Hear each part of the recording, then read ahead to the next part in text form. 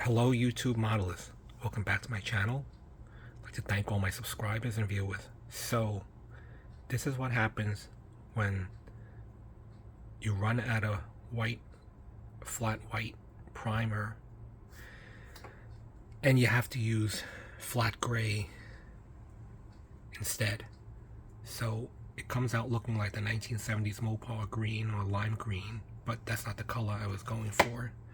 So this is white primer with the gloss citrus green, but this is what it looks like if you use flat gray, because what happened was, for the second time, the Rust-Oleum primer flat white or matte white clogged on me. I think that particular white primer must be really thick.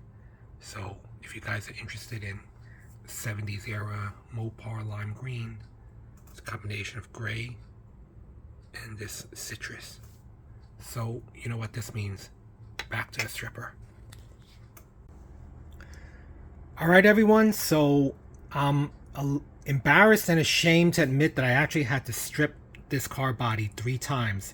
So this is my 4th paint job, and I think this is the one that we're going to go with because it's polished, ready to go.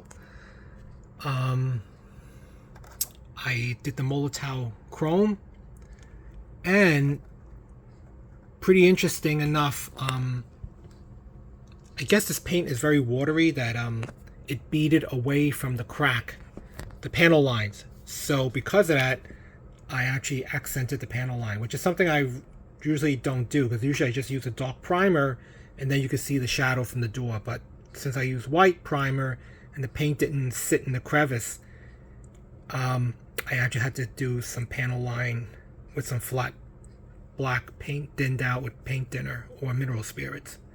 But that body is ready to go. So the first time I was reluctant or failed to clean up the flat black overspray from the interior, so I redid it. Second time I got that divot on the roof, and then third time I ran out of white primer and I ended up using gray primer, and the green just came out wrong shade. So this is my 4th one. Everything's good to go. This is the interior with the engine. Everything's put in.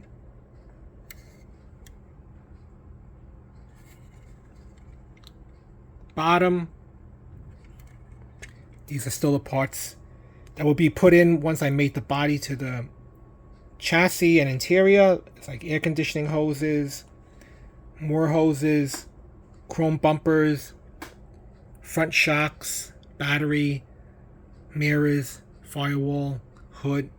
So this is the last video before the final reveal. So from here, what am I, 80% done, 85% done?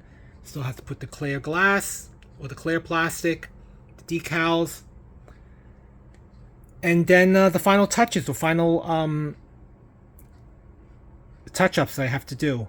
So I kind of dry fitted already, and the body fits really tight on here, and I think I'm going to have to do some minor adjustments, because although it rolls flat now, I was getting a little 3-wheeled action. I think this one is a little warped when you stick it into the body, so maybe the body squishes it, or because it's not a one-piece chassis, things got might be a little bit off.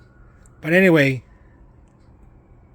the final reveal will occur. I'll coordinate with Chuck so that we both reveal it at the same time.